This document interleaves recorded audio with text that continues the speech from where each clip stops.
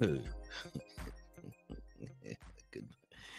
good morning, good morning Africa, good morning Africa. Ni kipindi chetu ambacho kinakuja mida 11:40, 11:45, 11:50, ambapo watu wengi huko katika East Africa, hususan katika nchi yetu ya Tanzania, Kenya, Uganda, kule Burundi, kule DRC Congo, vile vile tusiwasahau ndugu zetu kule Somalia pamoja na South Sudan. Good morning Africa. Good morning Africa ni kipindi ambacho kinaangazia masuala ya nchi za East Africa, Mashariki ya Kati, kule DRC Congo, katika nchi yetu ya Tanzania, Uganda, Kenya, Burundi, pamoja na kule ndugu zetu kutoka South Sudan, ambao tuna South sana na wako katika jumuiya ya East Africa, Mashariki ya Kati. Nani ni Mungu?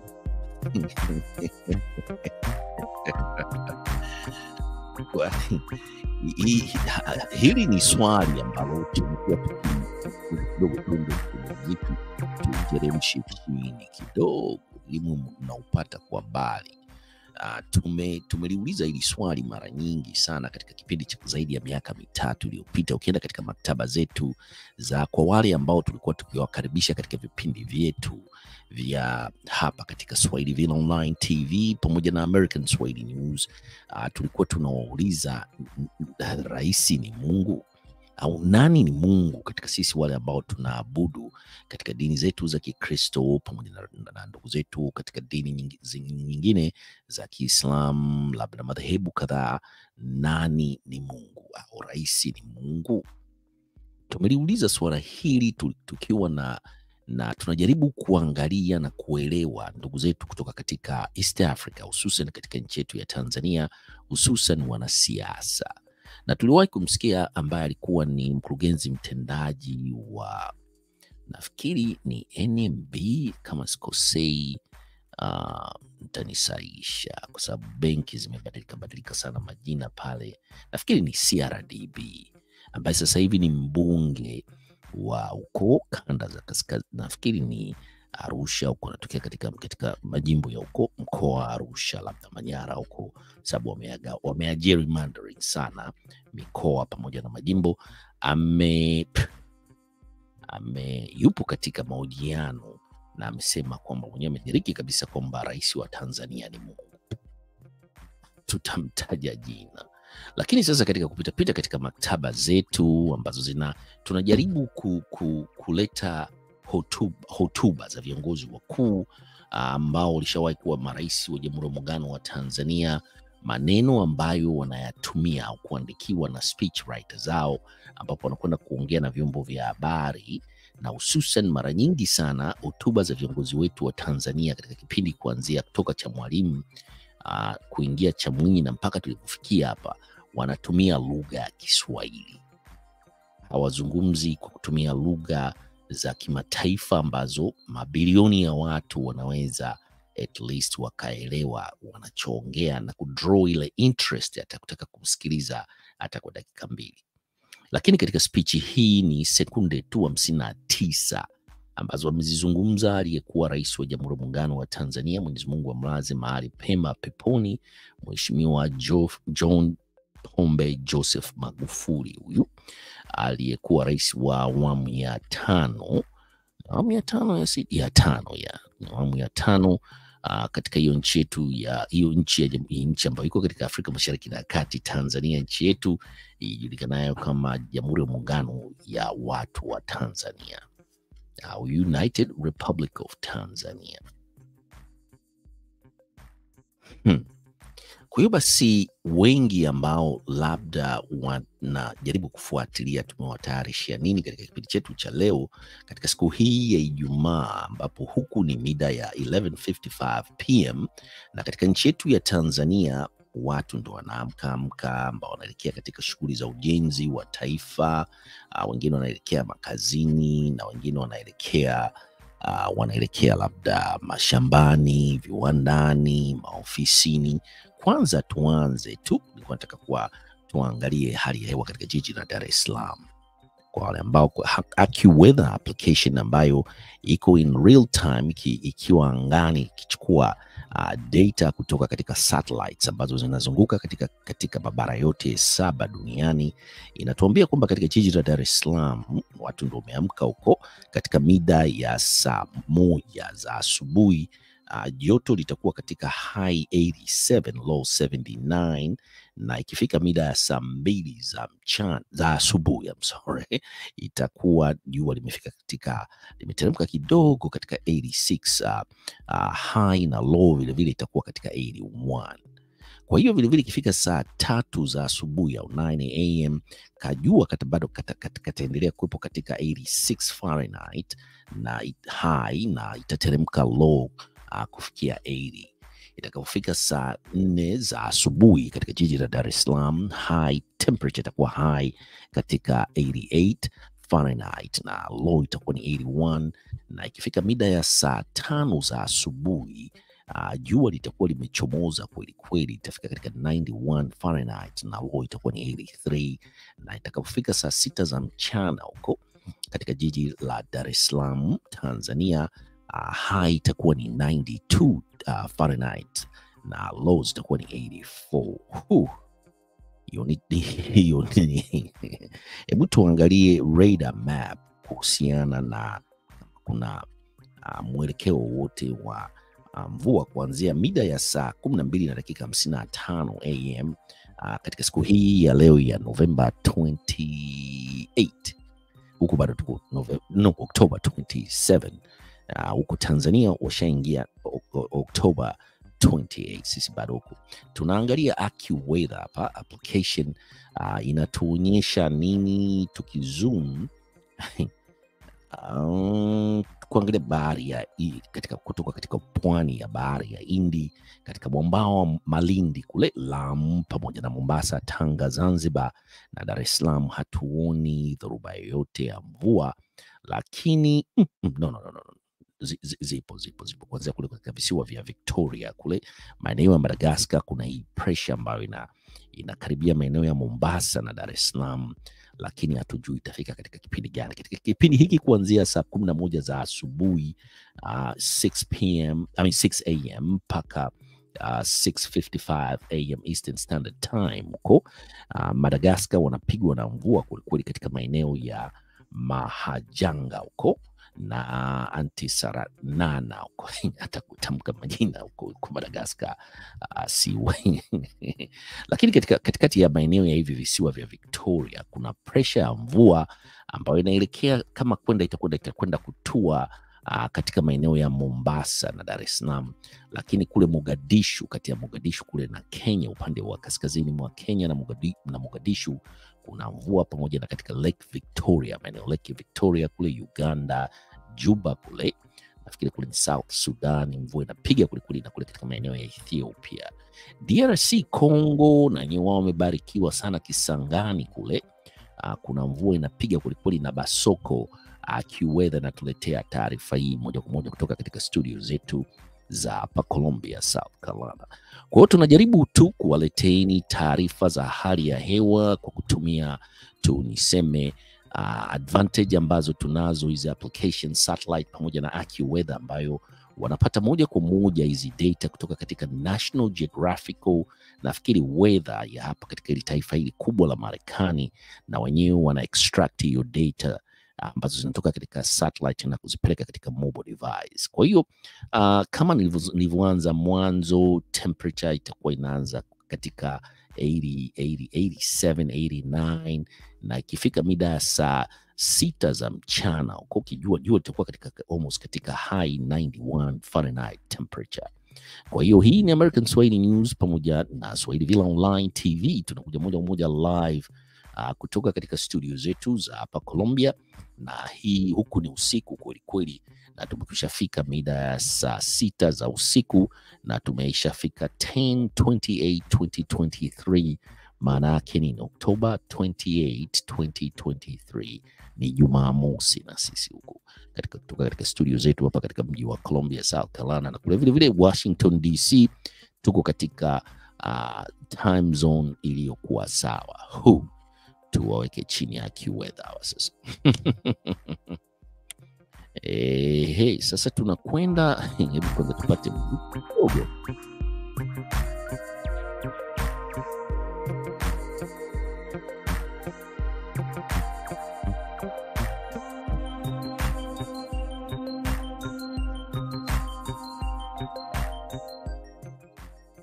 Okay, tupata mziki kidogo ili tuweze kuvuta pumzi na kuanza kuzungumzia ni nini hasa tutajadili katika siku hii ya leo. Tuna segmenti mbili, na segmenti ya kwanza kutoka katika studio yetu ya hapa Colombia, ambapo Abdul Shatri naye kule katika studio zetu za kule Washington DC anaunganisha Swahili Villa Online TV kama kawaida yake, na mimi ni American Swahili News pamoja na channel zingine 6 katika Twitter account pamoja na YouTube channel pamoja na Facebook. Ndio Facebook Habari Leo, tupo huko.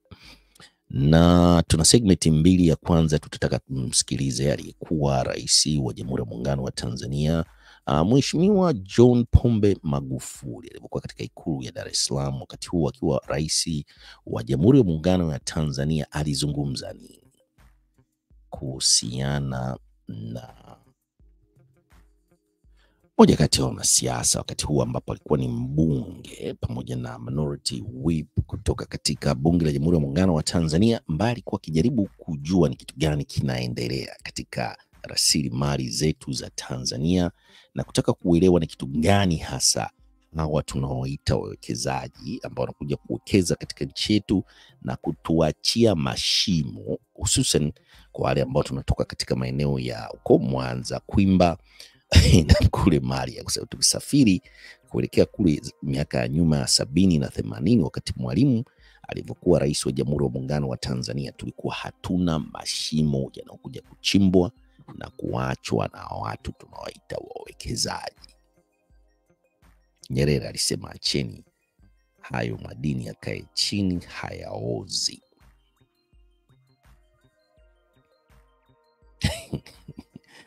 Watu waliosomeshwa na wakoloni wazee ambao walitoka nje ya Tanzania wakajifunza mambo mengi kweli, na kuna umuhimu wa kusoma nje ya nchi na kuishi kidogo na kuelewa na kuwa integrated na kuwaelewa hawa watu tunaoita wawekezaji. Nasoma nao, unafanya nao kazi, unawaelewa. Na Mwalimu aliwaelewa kwa sababu alisoma nje na alikutoka nje mapema sana, aliwaelewa, na ndio kwa maana alisema madini yakae chini. Madini kwa sababu watu bado mpaka leo hii watu bado Tanzania hawaelewi na hawawaelewi wawekezaji.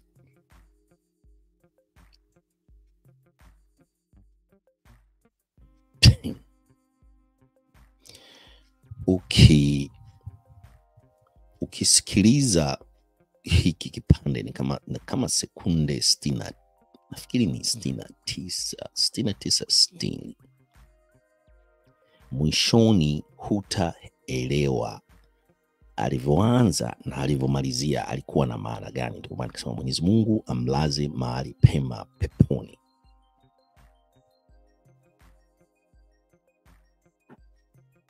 Alafu tutamalizia segmenti ya pili ambayo itazungumzia round discussion Q&A ambayo alifanya huyo mtu anayezungumziwa kwamba maaskari wamuondoe.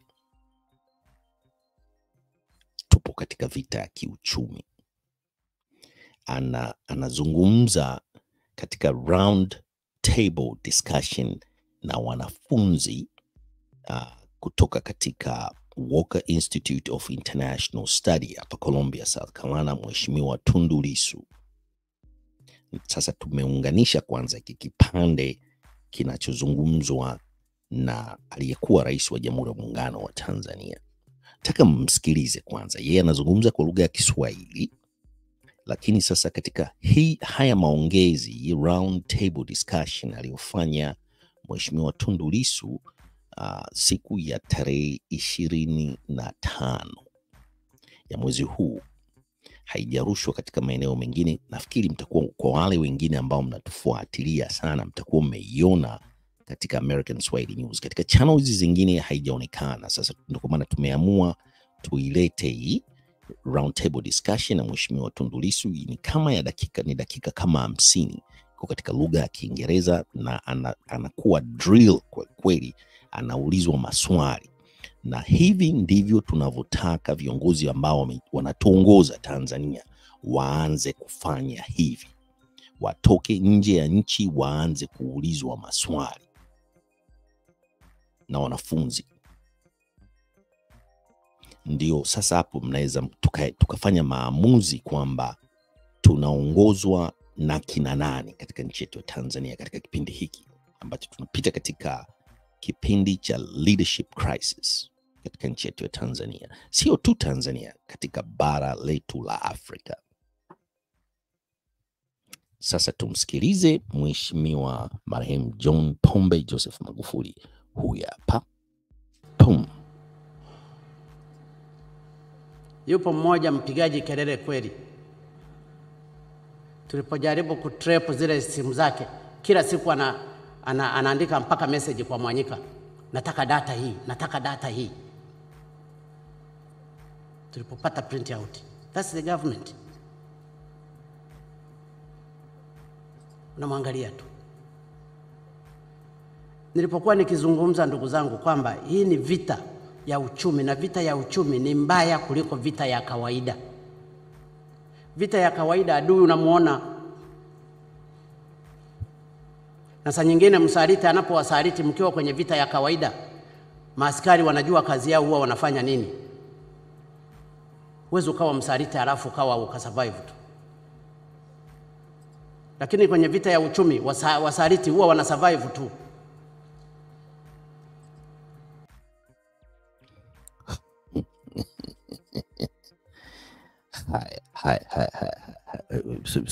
Subiri kidogo, unapata shida kidogo.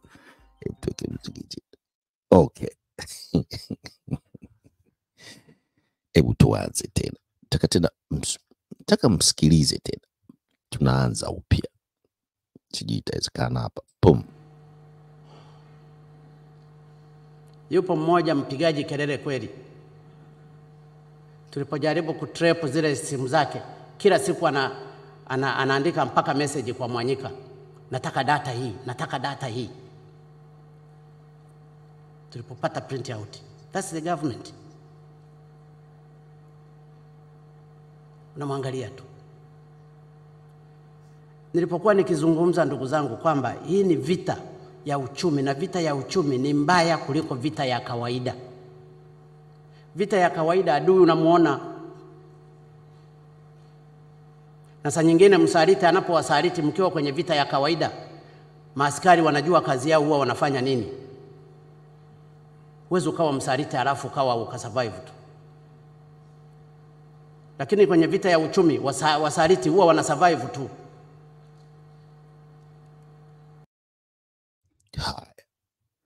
Wasaliti katika vita vya uchumi. Hebu turudisha hapa. Wasaliti katika vita vya uchumi wana survive too. It doesn't make no sense.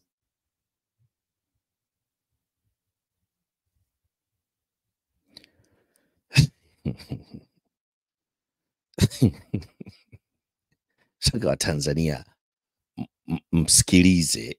Nimeicheza mara mbili, naicheza mara ya mwisho. Nataka msikilize wa Tanzania, musambaze hii clip, muijadili ilivyoanza mwanzo. Hapo tulipoanzia tunajua ni soundbite, na inapoishia pale inaposema kwenye vita vya uchumi wasaliti wana survive tu.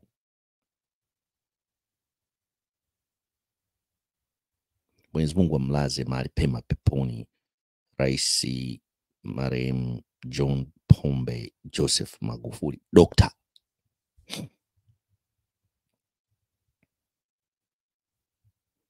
Sasa sikilizeni vizuri sana. Naicheza mara ya mwisho hii clip, alafu tunakuja kuicheza mahojiano hayo aliyoyafanya juzi Mheshimiwa Tundu Lissu alipokuwa Walker Institute of International Study katika University of South Carolina hapa Columbia. Nacheza hii ya Magufuli, alafu muisikilize. Tunaombeni sana muisikilize, muisambaze wa Tanzania, muijadili. Pum. Horo. Imekwenda wapi tena? Hebu okay. Tunaianza tena. Pum. Yupo mmoja mpigaji kelele kweli. Tulipojaribu kutrap zile simu zake, kila siku anaandika mpaka message kwa Mwanyika. Nataka data hii, nataka data hii. Tulipopata print out. That's the government. Unamwangalia tu. Nilipokuwa nikizungumza ndugu zangu kwamba hii ni vita ya uchumi, na vita ya uchumi ni mbaya kuliko vita ya kawaida. Vita ya kawaida adui unamuona, na saa nyingine msaliti anapowasaliti mkiwa kwenye vita ya kawaida, maaskari wanajua kazi yao huwa wanafanya nini. Huwezi ukawa msaliti alafu ukasurvive tu. Lakini kwenye vita ya uchumi wasaliti huwa wanasurvive tu.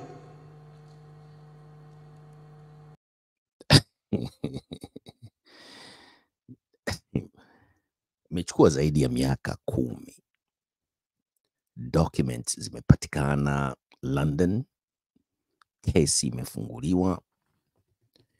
Baadhi ya watu ambao walikuwa wakihusika na kulipwa pesa ambazo zilikuwa si kihalali, zaidi ya dokumenti zote mliziona, Tanzania zilivuja zikaonekana, na hiyo kampuni ambayo ilikuwa ikitetewa na baadhi ya viongozi wa juu kabisa katika vyombo vya ulinzi na usalama Tanzania walikuwa katika payroll, ambao walikuwa wanalipwa pesa nyingi sana, na ni skendo ambayo sasa hiyo kampuni ya Barracks sijui Gold Mine ina kesi London, imefunguliwa kesi London kwa sababu Tanzania hawakuweza kushtakiwa pale kwa sababu ya corruption, rushwa.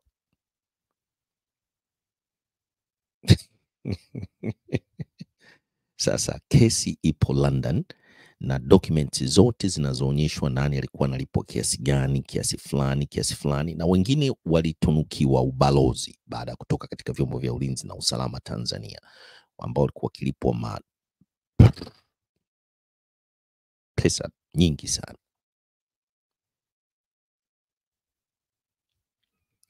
Na sasa tumsikilize Mheshimiwa Lissu kwa sababu ndani yake ni ndefu kidogo. Hii hapa tunaanza kuicheza. Hebu tumuede hapa naye Mheshimiwa Lissu. Huyu hapo tunaanza kumcheza na hebu tumsikilize Mheshimiwa Lissu naye. And Nyerere, but the similarities are more striking. The difference is actually superficial. What are the similarities? Who created Kenya in its present boundaries, and who created Tanganyika in its present boundaries? Actually, who created Cameroon in its present boundaries? Us? No. Who created our state? This institution called state. The government. Who decided that we should have government, we should have parliament, we should have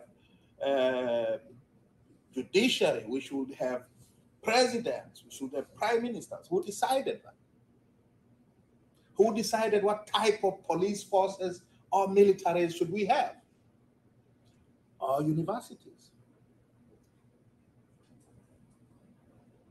Who decided that Our countries should grow coffee and cotton and sisal and tea and export them to other countries.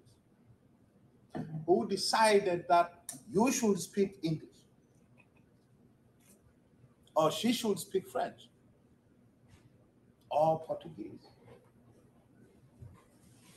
Who decided those things? So let me, Ali Mazrui. That is to say, to what extent have we controlled our destinies if we speak seriously? So I'm thinking now. Who decided that the Kenyan currency should be called the shilling? So I want you to push. I want to push you in one area. You are a presidential candidate. Given all of this you have mentioned, yes, Mazrui talked about the triple heritage. Yes, we have Islam. Yes, we have Christianity, which is colonialism, and then you have African cultural. Yes. So given those three, you are a presidential candidate. Yes. Where were you going to take Tanzania? Given all this, given that we speak English, given that we grow coffee, all this control that we have. So what was your plan for Tanzania, and how was it different from Magufuli's? Well, the differences of Magufuli's would be striking. I wouldn't do what Magufuli did. Okay, so tell us what everything that Magufuli did. Actually, I wouldn't kill people. Okay. I would muzzle the press. I wouldn't kill the opponents of my government. I wouldn't go on this spending spree in my home village like Mobutu or Felix Houphouët-Boigny. So where were you going to take Tanzania? I would have negotiated Tanzania's place in the sun in the midst of all these complexities. The world is much more complex than we make it out. We don't have a lot of freedom in what we do because of these complexities. We cannot pretend, like Magufuli did, that actually the world owes us a living. It doesn't. All right? We need the world more than the world needs us. Seriously. So I would have been much more humble than Magufuli was. I would have been much more humble than Nyerere was, actually. Or Kenyatta. So we've seen a lot of African leaders make a lot of promises, and once they become like leader, president particularly, they completely forget their promises to the nation. In looking at all these challenges, complexity that we're navigating in all African countries, and even in Tanzania, which is one of my favorite countries. So if you had become president, if you would become president, what would you do for the youth? Because the youth are the future, the youth are also our responsibility. What would you do particularly for the youth?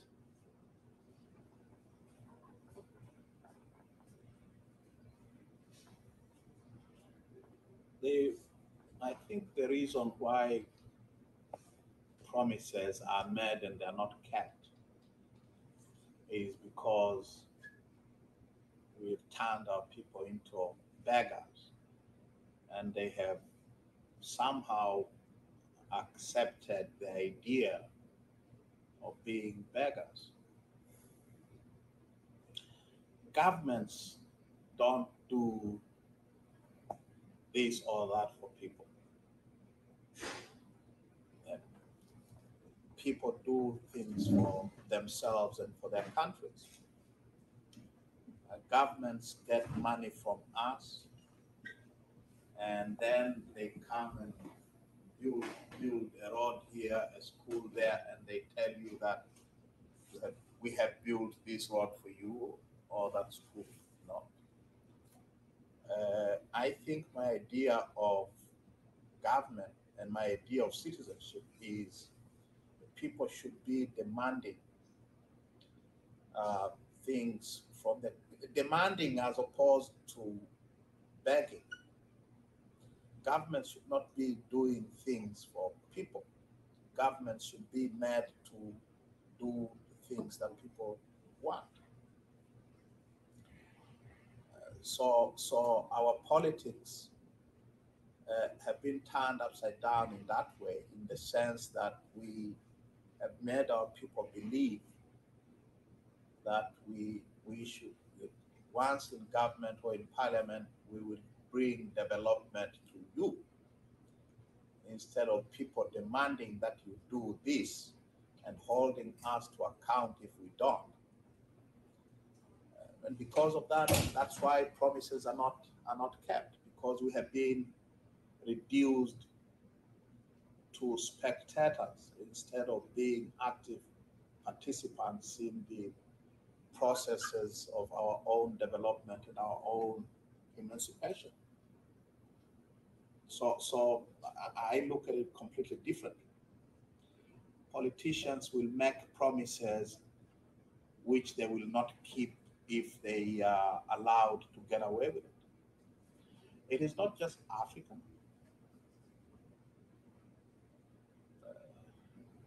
Can we talk a bit about American politics? This force for good in the world. You know, how many leaders here keep their electoral promises? Actually, it is taken for granted here, and I don't live here. You do, but it is taken for granted here that politicians here will make bigger promises, and once in office, they will steer clear from those promises.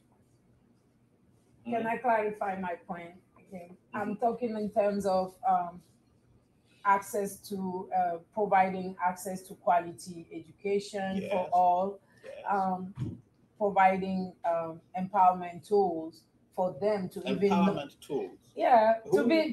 to be knowledgeable about what they have the right to even demand for. What government wants people to be empowered? Thank you. So that's what government in the world does that? So that's the American government. That's what I'm asking. Would your government be able to empower the youth to know their rights? It wouldn't, because it's a government. A government.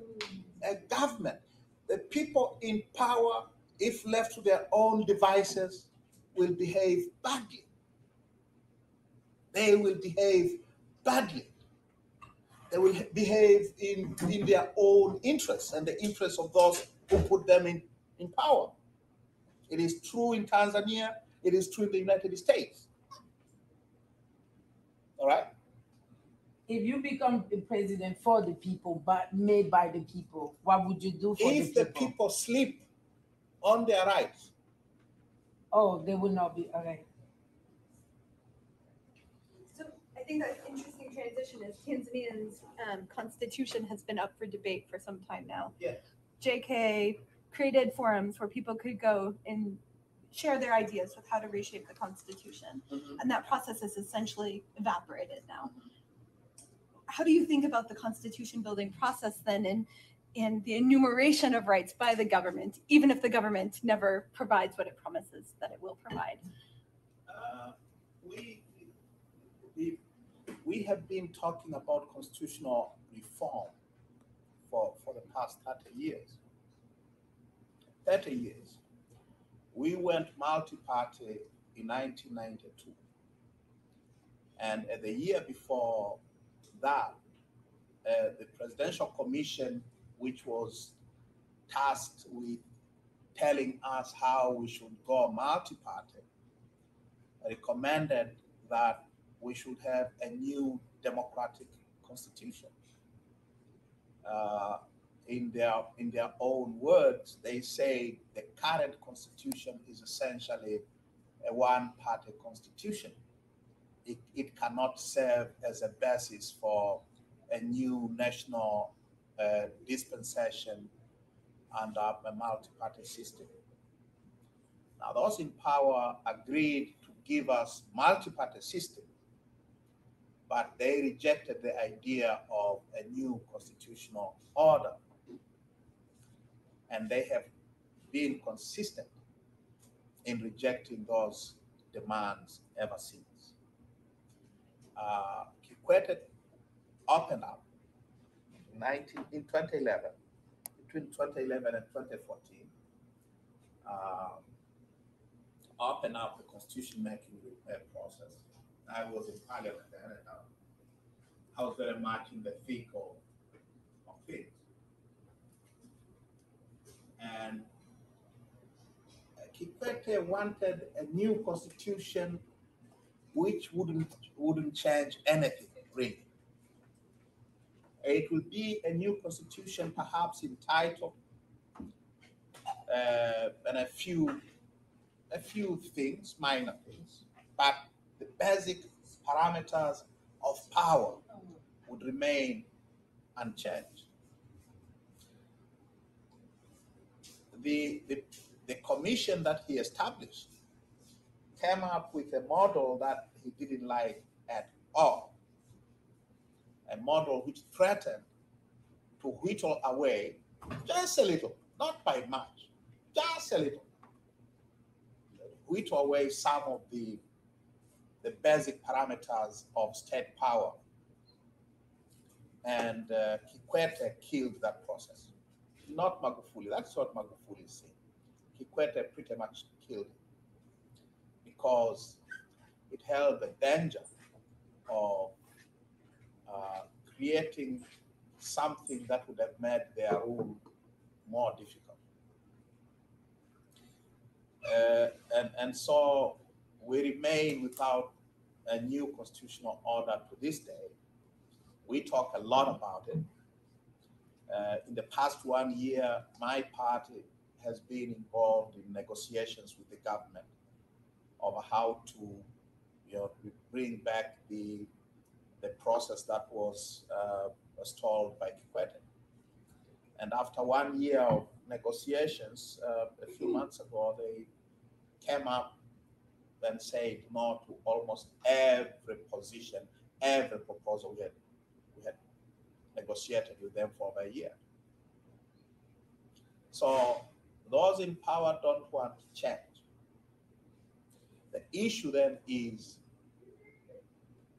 how hard are those without power prepared to fight to change things? That's where we are. We're going to have to get it the hard way. And the question then is, are we prepared for what it takes? Yeah. It will be hard. It will be dangerous.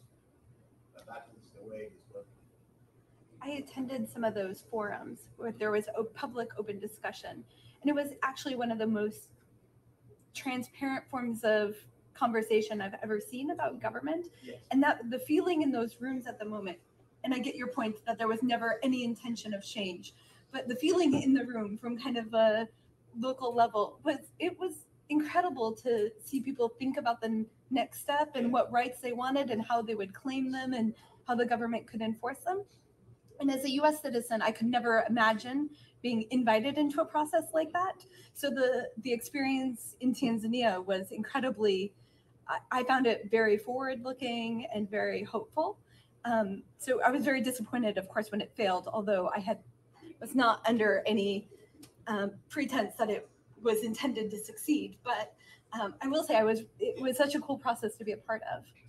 I have said elsewhere that those 3 years are perhaps the most consequential years in our country's entire history since 1961.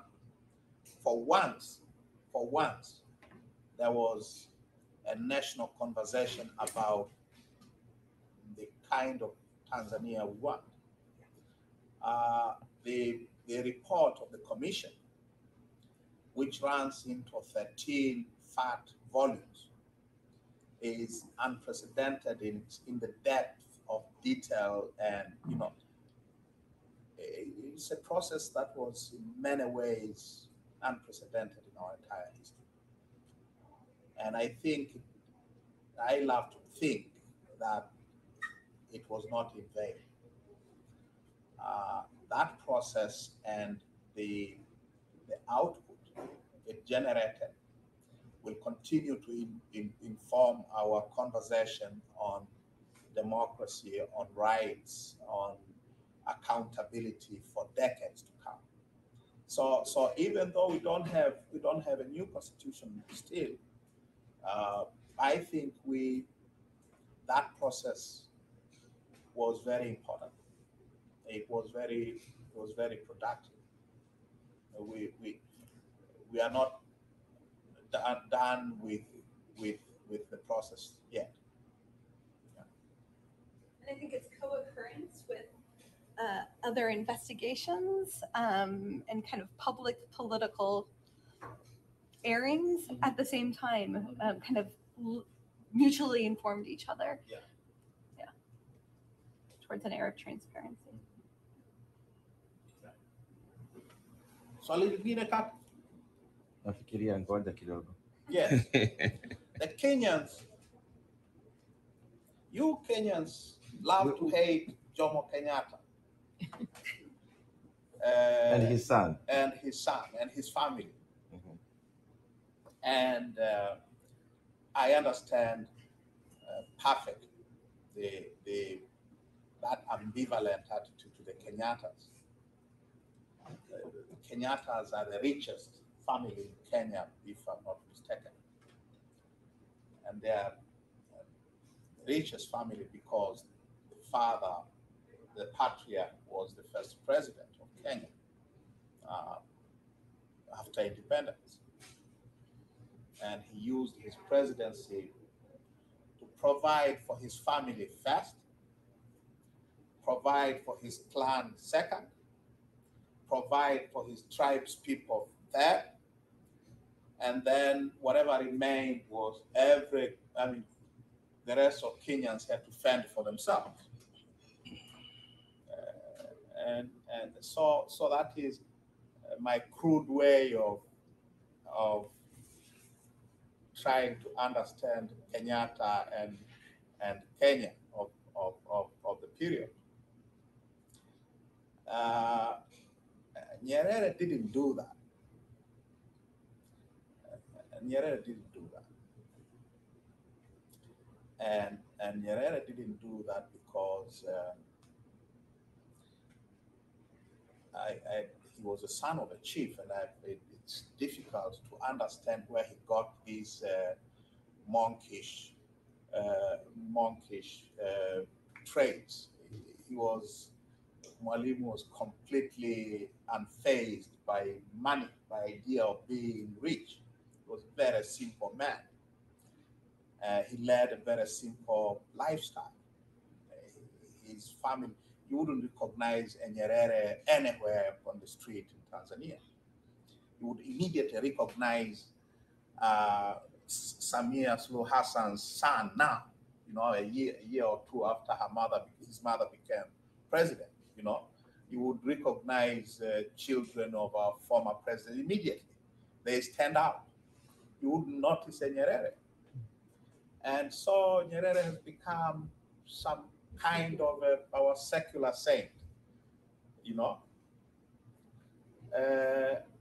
even secular. Isn't there a movement to get him real secular? I think. Or did it fail officially? Thankfully, it did not succeed. It did not succeed. Okay. It did not succeed.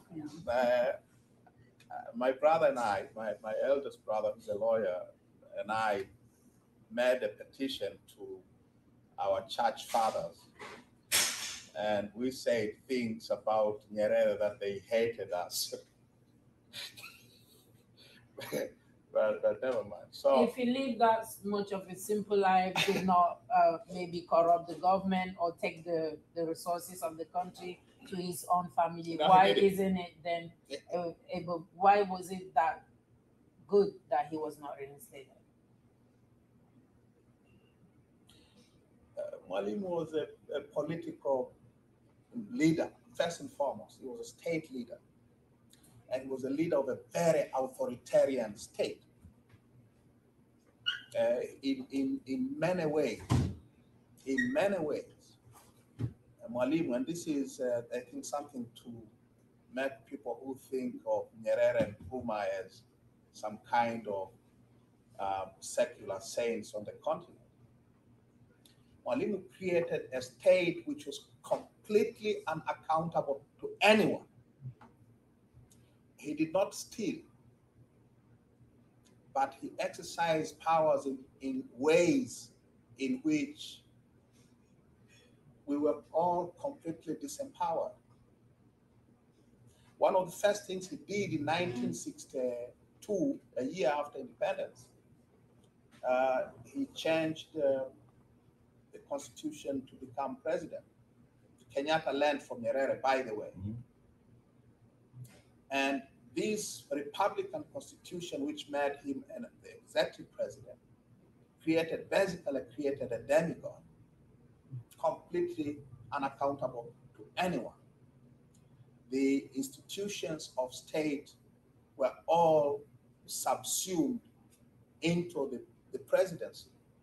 So you have the shadow of the presidency everywhere, in our parliament, in our judiciary, in our economy, in our lives. The shadow of the president is everywhere. And this is Nyerere's creation. He perfected the state that was created by colonialism. The colonial state was absolutely vicious. It was absolutely authoritarian, violent. Nyerere perfected that. And he took his wisdom from Kwame Nkrumah, because Kwame Nkrumah did that in 1960. Nyerere 62, Kenyatta 64, Obote 67, and the rest is history, right? So when we talk about our constitutional problems now, we have a president who has just given away all our ports to Dubai Port World. You know, if you look at our constitution and our laws, the president doesn't have any powers to dispose of our public assets like that, but she just did. Why? Because she's the president. What the president says is the law of the land. What the constitution and the laws, statute books say are not important if they do not correspond with what the president wants. Now that state, that imperial presidency, is a creation of Julius Kambarage Nyerere. And we're still grappling with it today. So how is that different from? So you have let me finish. Okay. My thought. So you had someone who occupied that office for 24 years, and he didn't steal. And then you have his successors, all of them, who exercised the powers that he created, and they have made themselves multimillionaires several times over. They have not changed. Samia has not changed the constitution. Magufuli didn't. Kikwete didn't. The last time we changed the constitution was in 2000, and we had to deal with other matters. But the presidency, the parameters of presidential powers are what they were, what they have been since 1962.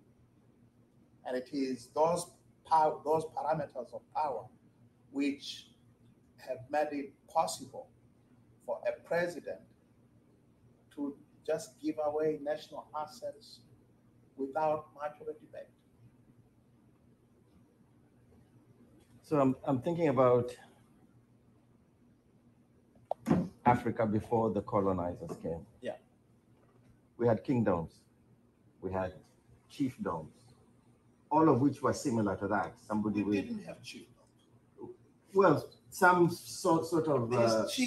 These chiefs are the creation of British. Yeah, but when I'm talking about chiefdom, I'm talking about small, and they were not large enough to be kingdoms, but they were small where they had an authority figure, which was very similar to what you're saying, where somebody has absolute control, absolute power over everything. So I'm thinking about a vision of Africa going forward.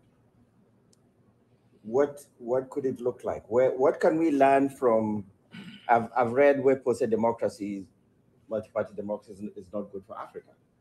So what's your vision for Africa going forward? How should we lead this continent going forward, given all that we've talked about? Well, those who say that multi-party democracy is not good for Africa are either people who did not live under one-party rule, I did, or the people who were in control of the one-party system and they are abettors, or they are intellectual justifiers.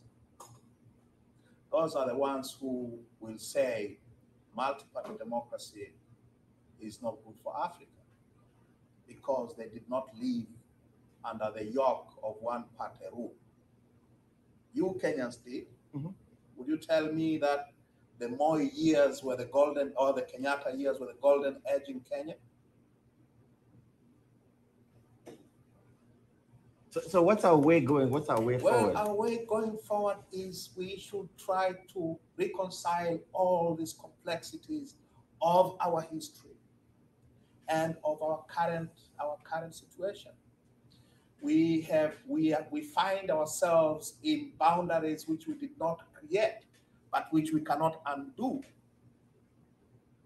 We find ourselves with institutions of governance which we did not create, but which somehow we cannot do away with. We have to find ways of changing them for the better. We have to find ways of improving them. We find ourselves using languages which are not ours. We have to find a way of surviving, or perhaps getting some of what we lost back. But can we do with this cultural heritage which was imposed on us? I don't think we can. I don't think we are not. I think we're still going to be speaking English 500 years from now, somehow. It is a heritage that we somehow cannot do. So we have to find ways of negotiating all these complexities and finding our place, in the larger scheme of things. And we have to find ways of coexisting with the larger world. We cannot do without it. We can't. I have a question. Yes. I wanted to go back to her point on promises that leaders make, and then when they get into power, they don't keep them. Is that not a lose-lose situation, given the fact that we don't own our governments? European countries tend to have greater influence on what we do in our countries than our own. So it's not necessarily that you keep your promise, but you will always have somebody over your shoulder to tell you what you need to run your government like. So how would you not do that? For example, this might be a touchy subject for some, but like most people fall into puppet governments due to the fact that you have people like Thomas Sankara and Gaddafi who end up dying if they put their countries first. So it's a fear factor of you do what is for your people, or you do what will keep you alive and in power. So how would you differ from those? Or what promise, not necessarily promise, but how would you be trusted to not fall victim to other forces within African governments in general? It's a very difficult question. How do you survive in a very hostile world? Hostile if you don't play according to their rules. If you don't play according to the rules-based international order. Yeah? It's a very difficult subject.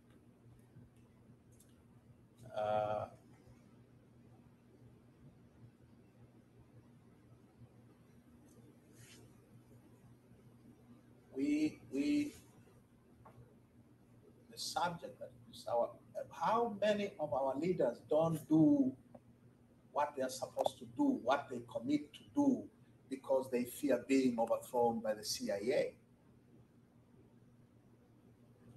Because it is the CIA which overthrows governments.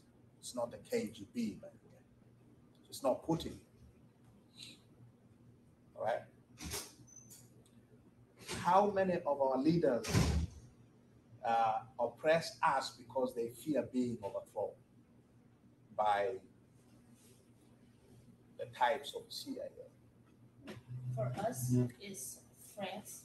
So Macky Sall, when he was elected, I was in elementary school. That was like 14 years ago. And when he was elected, he did start to do what he promised. However, he started to feel the heat of he's not doing what our French counterparts want us to do.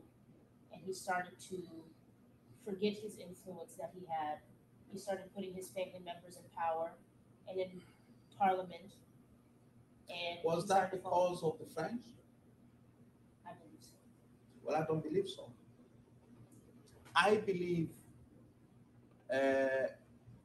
it has become a very convenient excuse for our leaders and some of us to justify bad behavior on the basis of the argument that, if they behave well, they will be overthrown. I think our leaders are corrupt because it is very profitable to be corrupt, and it is safe. It's actually safe to be corrupt. It is safe for the French interests in West Africa, for African Francophone leaders to be corrupt, because then they will not touch the basic interests of the French, economic and otherwise.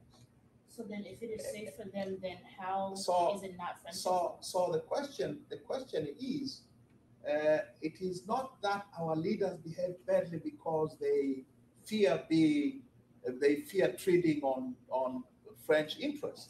They behave badly because it is in their interests. It's in their fundamental interests, and it is also in the fundamental interests of the French and other outside powers for them to be corrupt. All right. It is not because they fear being overthrown. They are bosom friends with the people who occupy Elysee Palace. Okay. Leopold Sédar Senghor. The first president. Yes. He was Senegalese president, while at the same time was a French citizen. When he retired in 1981, where did he go? Did he stay in Dakar to be taken care of in his old age by the Senegalese people? He went back home. He wouldn't have had that option. As did Ahmadou Ahidjo in Cameroon. Ahidjo died in Senegal. I think Ahidjo died in Senegal. He died in Senegal. But as did, Ahmadou, where is Abdou Diouf, your second president? He still lives Where in does France. he live? He lives in France. All right. Same as What about Paul Biya? Paul Biya he lives in Switzerland. he doesn't go to Switzerland anymore because Cameroonians stopped him. Okay. But he used to live in Switzerland. more than he lives in Cameroon. Felix Houphouët-Boigny. All right? And I could name them all. They see themselves first and foremost as French people. I mean, all African presidents, especially the French-speaking African presidents, are all French citizens to start with. Yes. With their children, with their children. So are those people fearful of being overthrown by the French version of the CIA? I don't think so. To fear to be. It is in their interest. It is in their interest. But So even it is with not- interest, though, Yeah. even with interest, though, Mhm. there's still an influence. You don't have to have Oh, fear they are. to have influence. So the issue is there isn't a fear of being overthrown. There's a fear of your life is in danger, your family's life is in danger because you don't do what they say. And regardless of that, it's in their best interest because when you do what they say, there's no trouble for you and your family, who is what you're going to think of first, not They- your people. I They don't retire think. to French countries Mhm. because there's no place for them inside out when they have done the people wrong for French interests ever. Actually, I don't think these leaders even think of doing anything anti-French. Remember in 1958, the French asked Francophone Africa whether they should accept independence? And only Sekou Touré said no. All of them said, no, we cannot do without France. Okay? And 2 years And later, then what happened to Sekou Touré? well, the French tried to destroy him. Yeah, no doubt about it. But I will come back to you. But they said no. In fact, they were given independence. They were almost unwilling. They were given independence because Washington was pressing hard for the French to decolonize, so that American capital would be able to penetrate those countries without having to negotiate with France. So our leaders, those types of our leaders, the idea of acting against French interests does not even appear in their horizon because they see themselves first and foremost as Frenchmen.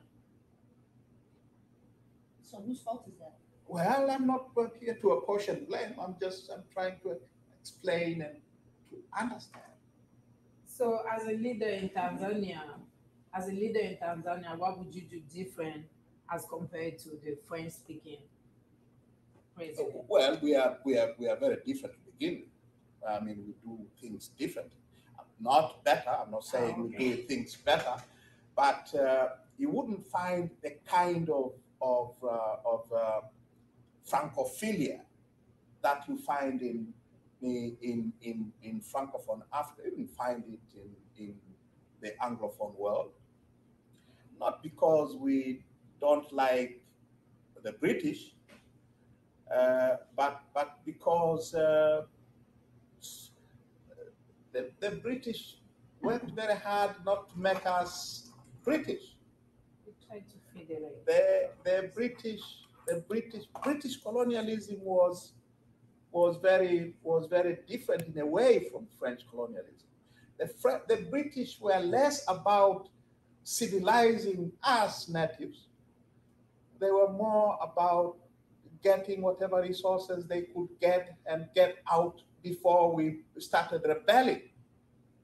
Okay? So you wouldn't find programs that were common in French colonialism where natives who were sufficiently civilized could become French citizens. We didn't have that. We didn't have assimilation. The British didn't have assimilation. You were colonies. You were to be exploited. If you got education, it was because it was necessary to make your exploitation more efficient. It wasn't because they wanted to civilize you, it's because they wanted to exploit you more effectively. So they were different.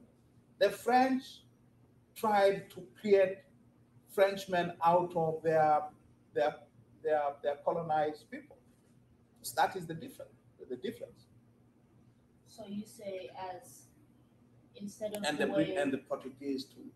So then the way that Francophone countries run and the way Anglophone countries run, you would have a better chance of changing what is wrong because you don't have not necessarily the issue, but the person over your shoulder, the way that Francophone governments have, essentially.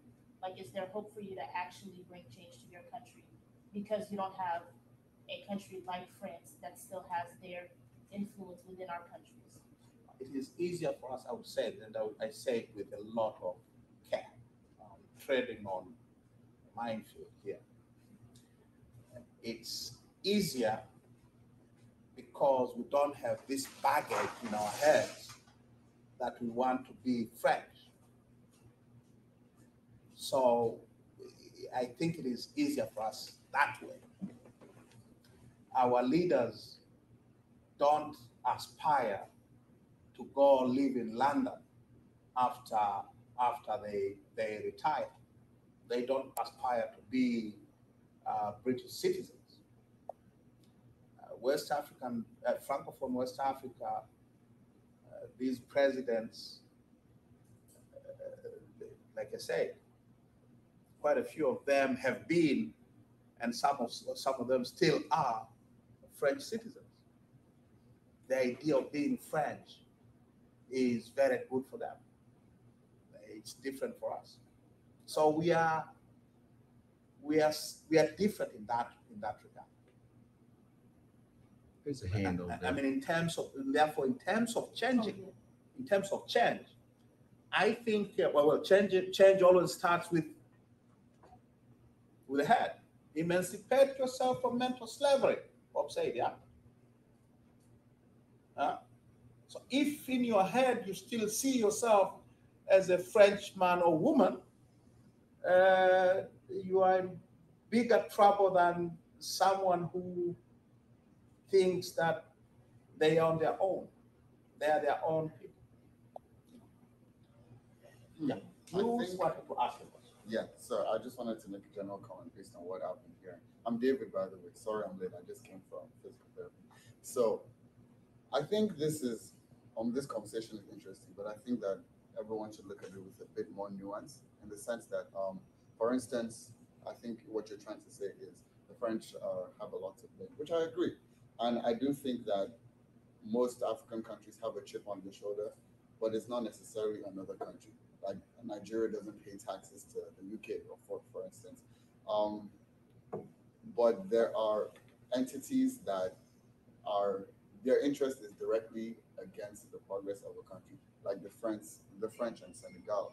I can list a number of people that have stood up against companies like, I don't know, Shell and Chevron that extort certain places in Nigeria, and they actually have killed those people, have done things to them just because it's in their best interest to exploit Nigeria as well.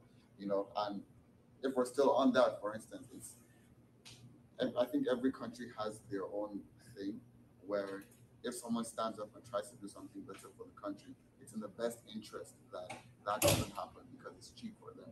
Like at DRC, for instance, right? They produce a huge copious amount of, say, cobalt, right? Which is important for our phones and our technology, right?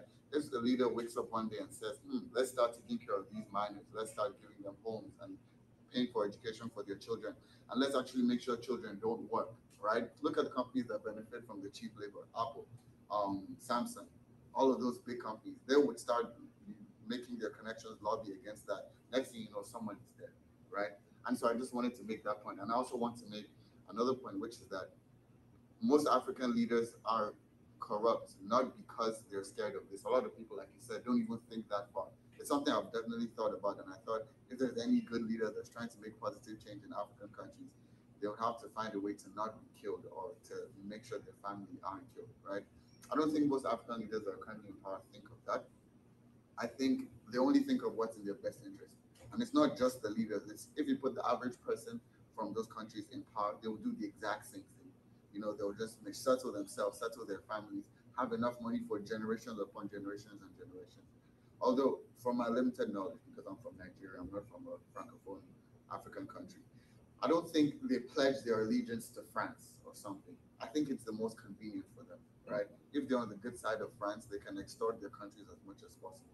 If they're on the good side of France, they can go to a country that's not suffering like theirs when they want to retire. I don't think they pledge allegiance to France. I just think it's most convenient for them. So again, just to summarize what I'm trying to say, I think the corruption is definitely something that has to do with the individual. I don't think it's necessarily an allegiance thing, but I think it's just the most convenient for them. Although on the other hand, I must say most African countries have a chip on their shoulder that even when people want to do better, that is preventing them from doing so. Just food for thought. Everything is very nuanced. I was going to say, I don't think it's unique to African countries either. If you look at the ways in which Congress people in the U.S. have been able to enrich themselves through contracts while also holding power, it's the same, right? It's not unique to a particular continent, but an access to power. It's not an innately African thing. Yeah.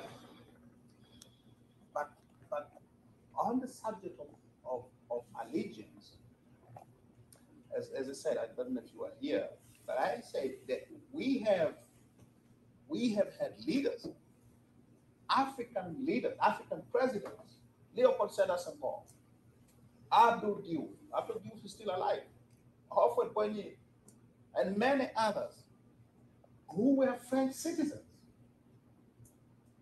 while serving as presidents of their own countries.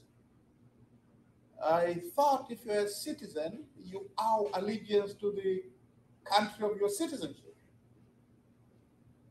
I don't. You could argue that. Okay?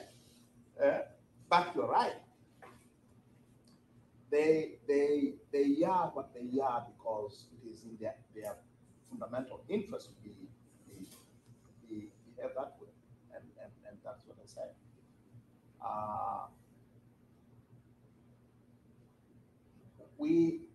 We have developed, I think it's being colonized and also gives you all sorts of excuses. We have developed a habit, it has become almost second nature to us, of blaming every problem of ours to our former colonial masters. While it is true at a very general level, but every oppressive system always depends on local abettors, local accomplices.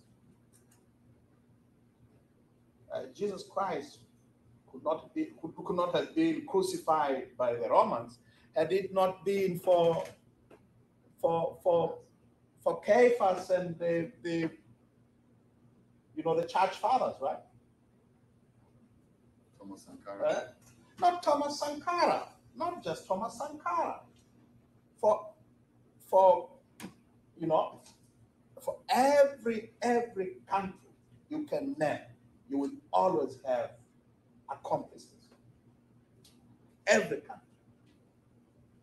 Every country. So it is not just, and that is a problem.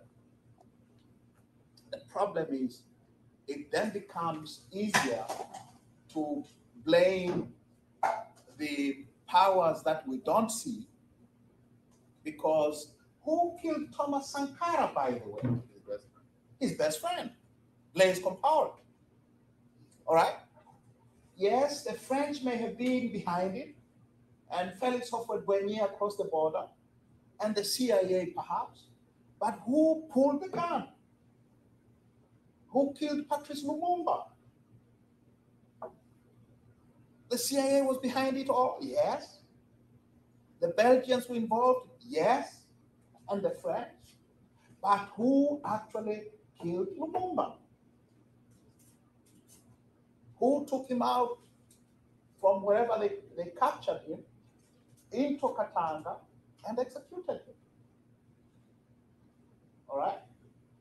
So we have to find, while it is correct to put fair share of blame to those who exercise power from behind the scenes, it is just as important to deal with those who aid and abet them. And we don't do that sufficiently now. It's always the case when you start dealing with our tyrants, everyone tells, but, what about the imperialists? Yes. How does imperialism operate locally? Who makes it possible for those with money in London, in Paris, in New York, and elsewhere, and in Beijing nowadays, who makes it possible for them to exploit our resources? Who makes it possible for the mineral wealth of DRC or of Tanzania to be siphoned off these multinational corporations of the West? The local accomplices. The local accomplices. Those are ours. We have to deal with it. Because the people they work on behalf of are hardly ever seen. We don't see them in our parliaments. We don't see them in our White Houses. We have our White Houses too. You don't see them in our courts. You don't see them in our. We have to understand. We have to understand our problems in their complexities. Foreign influence, yes, but how does it operate locally? Yeah. Thank you so much for your visit. We really appreciate it. I'm just so very grateful that you could join us today. In fact, we have a gift for you. Let me go.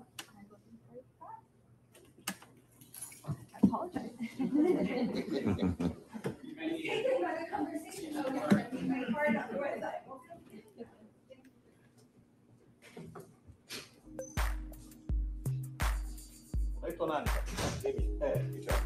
Peter Moi. Kenya, Western Kenya. Nafahamu Kakamega. Okay. Sawa. Na mimi naenda sana na marafiki wa serikali, wa opposition, everyone. Lots of friends. Yes. Lots of friends. Last year or this year? When I was it was last year. I had trouble, because of friends on both sides, Thank you so much for joining us today. We are so grateful for your conversation and your time and your information. So thank you on behalf of Max. We're so grateful. You can. There's one more piece that you will get tomorrow morning. Thank you. Asante nawe. Tunashukuru sana. Oh, okay. Hi. Sasa. Welcome to the Elliott School of International Affairs at the. Hold. Sasa tumemaliza hiyo hotuba ambayo so hotuba ilikuwa ni round table discussion na walimu pale pamoja na wanafunzi. Mheshimiwa Lissu kama mlivyomsikia ndo alivyokuwa akiongea katika lugha ya Kiingereza, lakini amemalizia mwisho vizuri sana na kusema kwamba ni lazima sasa katika hizi nchi zetu hapo nyumbani tuangalie ni wakina nani hawa ambao wanasababisha hawa watu tunaowaita wawekezaji kama nilivyoanza mwanzo, ambao wanakuja pale na kuchanganya watu na haya makampuni sasa yanaanza kuchukua hizi, kwa mfano kama ni madini yanachimbwa yanaondoka, na tunaachiwa kama nilivyozungumza mwanzo wa kipindi hiki mashimo, na watu maisha yao yanaendelea kuwa vile vile. Mifano ipo Tanzania na katika sehemu zote ambazo makampuni ya madini duniani yamealikwa yamekuja kuwa kama wawekezaji. Kwa hiyo sasa tunaanza kuwalaumu hawa watu wa nje na tunasahau wale watu ambao wa asili pale katika serikali ambao waliingia nao mikataba, walikuwa wakizungumza nao na kusaini hiyo mikataba na kadhalika, kama alivyokuwa akiongea katika mwanzo wa mazungumzo haya, ambapo tulicheza ile video, tulirudia kama mara 3 ya aliyekuwa rais wa Jamhuri ya Muungano wa Tanzania awamu ya 5 John Pombe Magufuli. Kwa hiyo sasa discussion au majadiliano kama haya au dialogue kama hizi tungezipenda zaidi tuzisikie kwa wale waliopewa dhamana ya kuongoza nchi, waende katika watembee duniani, waje waongee na waulizwe maswali kama ambavyo Lissu alivyokuwa akiulizwa maswali hapo. Mnaona kabisa jinsi ambavyo alivyokuwa akiyajibu. Sasa tunataka viongozi ambao wako katika ofisi hizi za umma, katika ofisi ya rais, ofisi ya waziri mkuu, ofisi ya makamu wa pili wa rais, ofisi ya Attorney General Tanzania, watoke nje ya Tanzania na waende waongee, wafanye mijadala kama hii. Mjadala huu uliandaliwa na Walker Maxey College katika Walker Institute of International Study, na Professor Brennan Grace amesoma chuo kikuu cha Dar es Salaam pale, na ameshiriki katika mjadala wa kutengeneza katiba ambayo haikufanikiwa. Mwanzo mpaka mwisho alishiriki. Kutaka kusema zaidi, alishiriki kama nani na alikuwepo katika alialikwa kutoka Maxey College, Walker Institute of International Study, kupitia, nafikiri itakuwa katika mambo yao wanaelewa wenyewe huko. Kwa hiyo basi Dr. Brennan Grace, yeye ni Principal Director wa Walker Institute of International Study, pamoja na vilevile ni Associate Professor ambaye anafundisha International Study katika Maxey College, ambayo ni sehemu ya University of South Carolina. Kwa hiyo basi tunamalizia kipindi hiki.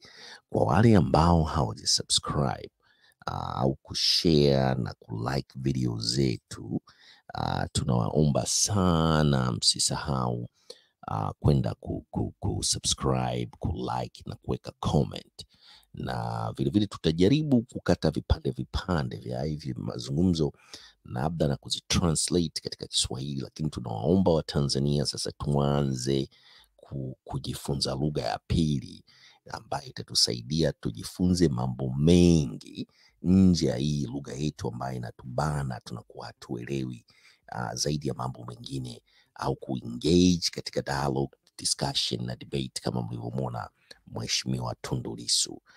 Shukrani nyingi sana ziende kwake, na sasa hivi tumwombee afya njema pamoja na aendelee katika mapambano ambayo anaendeleza ya kupigania haki, uhuru na maendeleo ya Tanzania, pamoja na hiyo katiba mpya ambayo imekuwa ikipiganiwa katika zaidi ya miaka 30 na toka vyama vingi vya siasa Tanzania vianzishwe hapo. Kwa hiyo basi tunamalizia, naona tumekwenda zaidi ya saa 1 na dakika 23. Kesho tutakuja na Destiny of Christian of International Ministry kutoka Douglasville, Georgia, ambapo watatuletea tena neno la Mungu katika hii segment, kwa sababu wiki hii iliyopita tulikuwa tuna mambo mengi sana. Na kwa hiyo hebu tuangalie hapa, tunaona huku na watu wameshaanza kutoa maoni. Haya, tuache tuseme chochote, tutaweka comment za watu. Oh, wow. Kwa hiyo hizo ni comment za Watanzania ambazo zimewekwa, tunaziweka comment za watu hapo, na